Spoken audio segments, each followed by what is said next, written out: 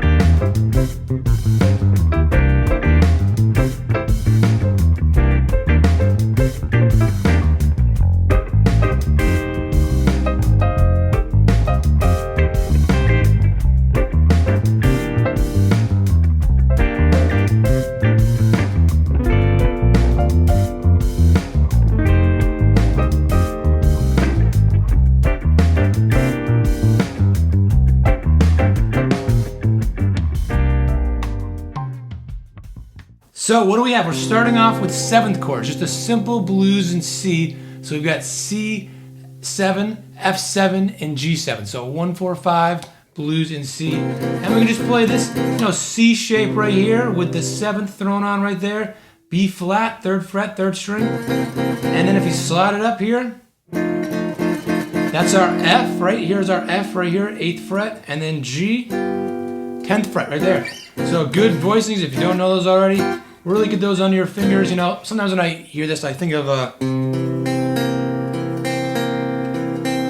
Creedence song. I think it's an E. I forget what it is, but like most of the song is just that. It's just kind of one chord and there's one little part where it throws in a couple of the chords. But so that's that voice in there. And the next thing we can do is take the top note here and put that on top. It's kind of hard to play it all at once, so we can get rid of the root note here, the C, and put that on top. So this 3rd fret moves over there. And that makes it sound like it's getting higher. It is getting higher, right? So it makes it sound more exciting, is a better way to put it. And you could think, oh, well, we want that C, we want that root. If we're playing with a band, we don't need to play the root. I used to be really obsessed thinking like, oh, it's always got to be there, this full chord with the name of the chord, right? The root there. We don't need it if you're playing with a band, especially if there's a bass player there. They're probably revolved around that. So we can just forget about that and play like that so that the E right there is on the bottom instead. And then the same for all these. There's the F, there's the G. That's a way of just progressing it up. So the next way is making it a 9th chord. So a C9. So here will be the full version. And this is taking this note right here, the C, up 2 frets. So this is what they call the root, the C, right? The same as this one. But putting it up here, not putting it up there, but changing it to that, that's going to be a D. And that's what they call the 2nd.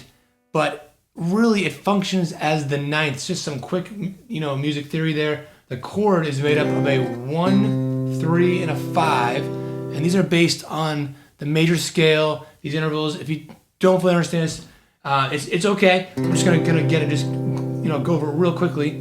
And then we put in the flat 7 to make it a dominant 7. And they also just call it the 7th by default, so C7. So this is adding the 2, but they're thinking of it as above the 7th, so it's continuing on. So it's like when you get to the octave, you go 1, 2, 3, 4, 5, 6, 7, 8 to C again. This would be, instead of 2, it would be continuing on 9.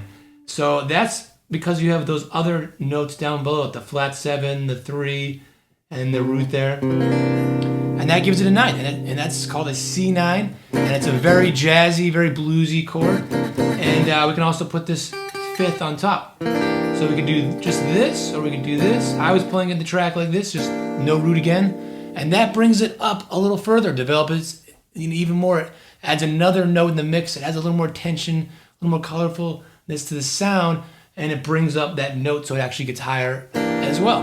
And then for the other ones, you already guessed, the same thing. Just here's your F, F9, here's your G, G9, and that's it. So 3 simple, voicings, what they call the way the notes are arranged for the chords, for some chords that work well in a blues. And if you got time now, you can guitar, try it out with a track, and try it real slow, pause it if you need to, and work it out, the fingerings, if it's something totally new to you.